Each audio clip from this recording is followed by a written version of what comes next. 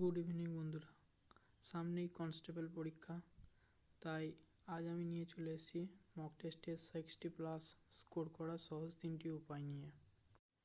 এই পদ্ধতি অবলম্বন করে আমি নিজেও 60+ স্কোর করেছি এবং তোমরাও পারবে। এই দেখো আমার মক টেস্টের নাম্বার। তো 1 নম্বর পন্থা হলো যে মক টেস্টের স্কোর অনুযায়ী নিজের পজিশনটাকে আগে বুঝতে হবে। যদি তুমি দেখো যে তোমার স্কোর 60 থেকে 70 মধ্যে হচ্ছে, তাহলে যেরকম তুমি পড়ছো চালিয়ে যাও। আর যদি দেখো 50 থেকে 60-এর মধ্যে স্কোর হচ্ছে, তাহলে তোমাকে প্রত্যেক দিন 2 ঘন্টা সময় বার করে নিতে হবে এক্সট্রা রিভিশন দেওয়ার জন্য। আর যদি তুমি দেখো যে 40 থেকে 50-এর মধ্যে স্কোর থাকছে, তাহলে বলবো যে পুরনো যে স্যারের কাছে পড়েছো সেসব কনসেপ্ট আর একবার করে ঝালিয়ে নাও, রিভিশন দাও, তারপরে তুমি মক টেস্টের দিকে এগো। দেখবে তোমার নাম্বার অবশ্যই বাড়বে। আর এখন তো সব টপিক রিভিশন দেওয়ারও প্রয়োজন নেই, তো কী রিভিশন দিলে প্রায় 90% কমপ্লিট হয়ে যাবে সে নিয়েও পরবর্তীকালে ভিডিও আসছে। তার জন্য চ্যানেলটিকে নিয়মিত ফলো করতে থাকো। দ্বিতীয় মেন ইম্পর্টেন্ট জিনিস সেটা হলো মক টেস্টের অ্যানালাইসিস করা বেশি জরুরি।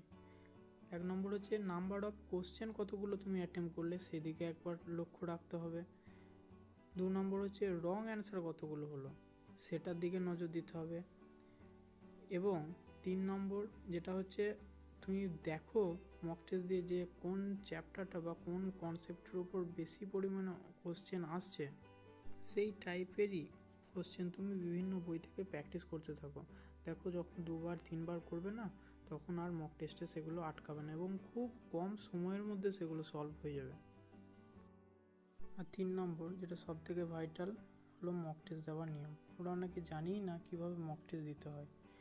1 ঘন্টার যে পরীক্ষাগুলো হয় তার সব থেকে বেস্ট রুল হচ্ছে পরীক্ষার প্রথম 40 মিনিট যেগুলো আমাদের আয়ত্তের মধ্যে, সেই সব কোশ্চেনগুলো যেগুলো 10 সেকেন্ডেরও কম সময়ে হয়ে যাবে সেগুলো আমরা প্রথমে কমপ্লিট করে ফেলবো। আর শেষ 20 মিনিটে যেগুলো পারিনি ছেড়ে এসেছি সেগুলো পুনরায় আমরা দেখব, চেষ্টা করব পারি নাকি। আর নেগেটিভ মার্কিং যেহেতু 1/4, সেহেতু আমরা চেষ্টা করব বেশি সংখ্যক কোশ্চেন অ্যাটেম্প করার।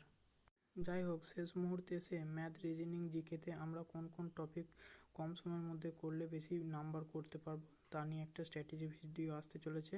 দয়া করে চ্যানেলটি সাবস্ক্রাইব করে ফলো করুন।